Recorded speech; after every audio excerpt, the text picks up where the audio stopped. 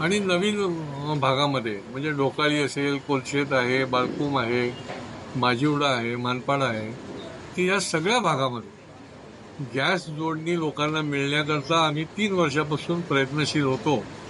आजपर्यंत जवळजवळ 6,500 लोकांना त्यांच्या घरांना आपण गॅस जोडणी देण्यासाठी प्रयत्न केले आणि ते मिळाले. कारण की याच्याकरता दर 15 दिवसांनी आम्ही बैठका घेत होतो.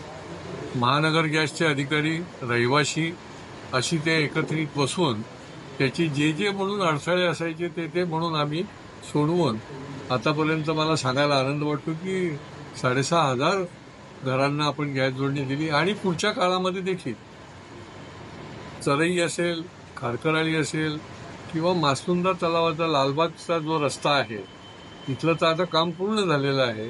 तर त्या सगळ्या भागाचे जवळजवळ 1,250 घरांना, रहिवाशांना पुढच्या काळामध्ये गॅस जोडणी होणार आहे. कारण की त्यांच्या इमारतीपर्यंत देखील ही गॅसची लाईन पोचलेली आहे.